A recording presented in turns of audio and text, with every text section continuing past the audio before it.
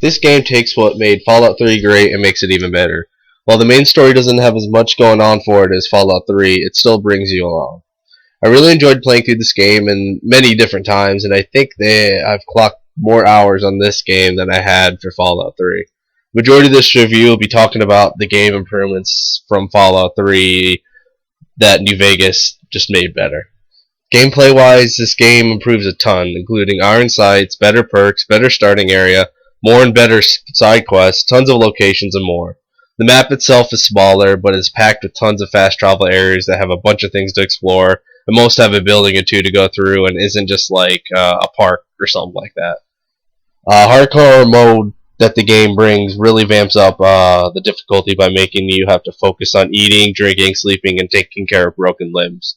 My initial playthrough of the game, I didn't bother using hardcore since I felt like it didn't really add anything to the game, but it really does.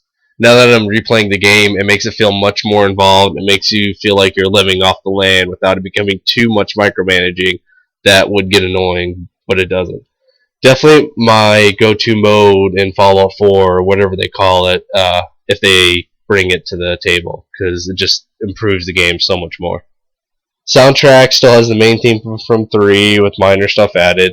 What really changes the music is the newly added radio stations, and there's more than just 2 of them this time.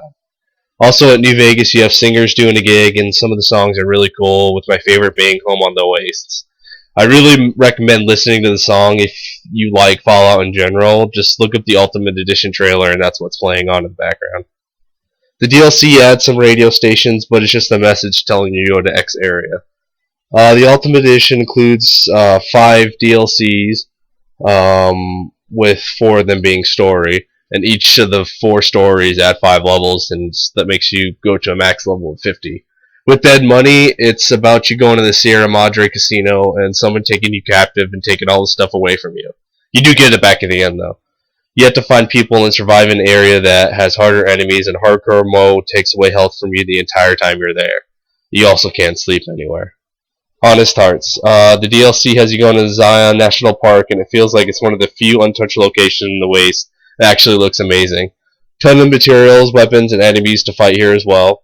The perks that get added that you can pick while you're leveling up actually help on the main game itself while also affecting enemies in the Zion.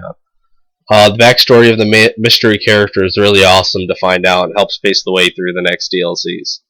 With Old World Blues, it's kind of a mix of crazy 50 styles inventions with the humor and mystery science theater thrown into a world of crazy powerful enemies. Gives you just a general idea what the DLC is. The story part of it is you get your brain stolen, you have to get it back while getting the story on what happened here, learning more about the characters, and finding more about a certain person.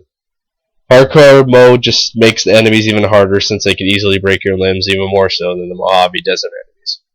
With Lonesome Road, this DLC was the one I was looking forward to the longest time to play when they first started releasing DLCs.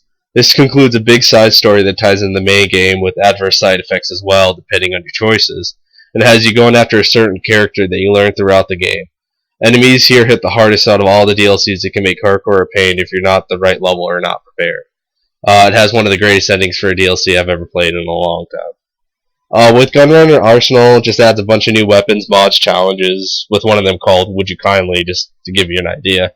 Ammo, and a perk that you can get while leveling up.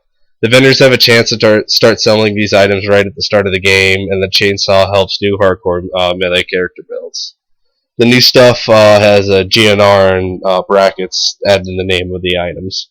Normally I wouldn't really recommend this DLC by itself, but since it's included with the Ultimate Edition, it's worth just having and messing around with the little challenges. With all these and the main game itself, it's so worth the asking price. I have lost hundreds of hours of this game, and even find myself playing through it again from time to time, since so much can change from playthrough to playthrough. It was recently on sale for like $5 on Steam during the summer sale, so if you're iffy on getting it, you could wait for another sale, but I say it's worth it for every person who likes an in-depth RPG or just a light shooter with some RPG elements that will give you hundreds of hours of experience and playtime.